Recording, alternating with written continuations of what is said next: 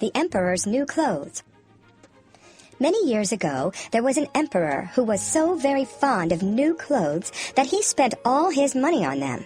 He did not trouble about his soldiers. He did not care to go to the theater. He only went out when he had the chance to show off his new clothes. He had a different suit for each hour of the day. Most kings could be found sitting in council. It was said of the emperor, "He is sitting in his wardrobe." One day, two fellows calling themselves weavers came to town. They said that they knew how to weave cloth of the most beautiful colors and patterns. The clothes made from this wonderful cloth would be invisible to everyone who was unfit for the job he held, or who was very simple in character. "These must indeed be splendid clothes," thought the emperor. "If I had such a suit, I might at once find out what men in my kingdom are unfit for their job. I would be able to tell the wise men from the foolish. This stuff must be woven for me immediately." He gave large sums of money to both the weavers in order that they might begin their work at once. So the two pretend weavers set up two looms. They worked very busily, though in reality they did nothing at all. They asked for the finest silk and the purest gold thread. They put both into their own knapsacks. Then they pretended to work at the empty looms until late at night. "I should like to know how the weavers are getting on with my cloth," said the emperor to himself one day.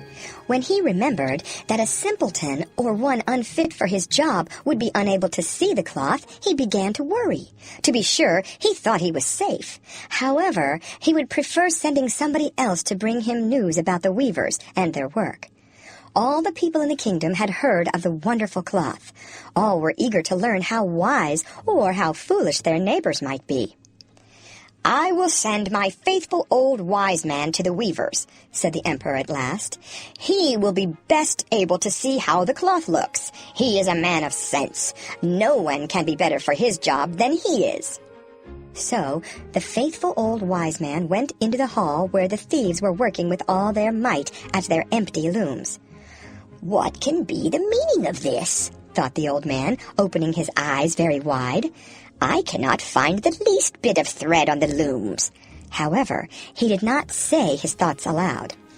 The thieves asked him very kindly to be so good as to come nearer their looms. Then they asked him whether the cloth pleased him. They asked whether the colors were not very beautiful. All the time they were pointing to the empty frames.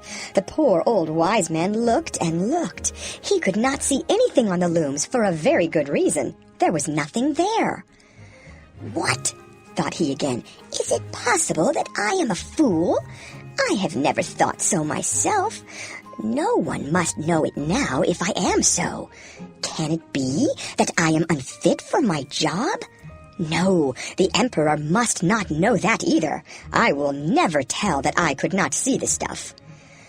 "Well, sir," said one of the weavers, still pretending to work, "you do not say whether the cloth pleases you."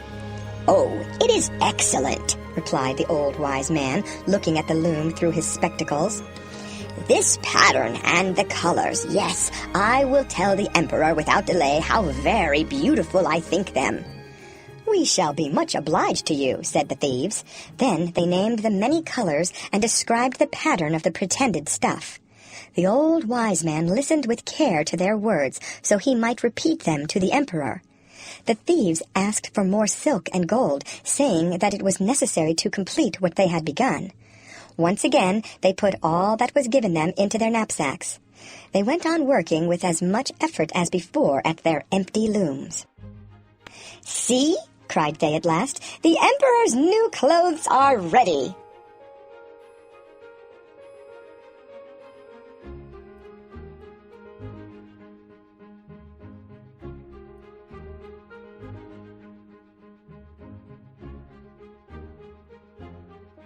The thieves raised their arms as if in the act of holding something up. "Here are your majesty's trousers. Here is the scarf. Here is the mantle. The whole suit is as light as a cobweb. One might fancy one has nothing at all on when dressed in it." "Yes, indeed," said all the courtiers, although not one of them could see anything of this special cloth. The emperor was undressed for a fitting, and the thieves pretended to array him in his new suit. The emperor turned round and from side to side before the looking-glass. "How splendid His Majesty looks in his new clothes, and how well they fit!" Everyone cried out. "What a design! What colors! These are indeed royal robes!" "I am quite ready," said the emperor. The emperor walked under his high canopy in the midst of the procession through the streets of his capital.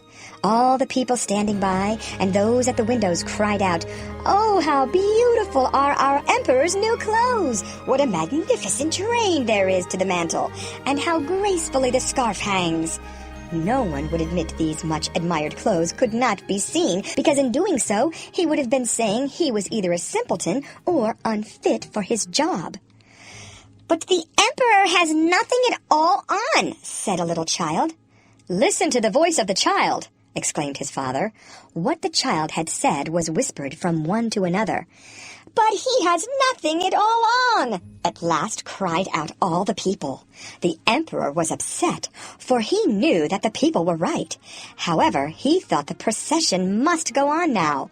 The lords of the bedchamber took greater pains than ever to appear holding up a train, although in reality there was no train to hold, and the emperor walked on in his underwear. The end.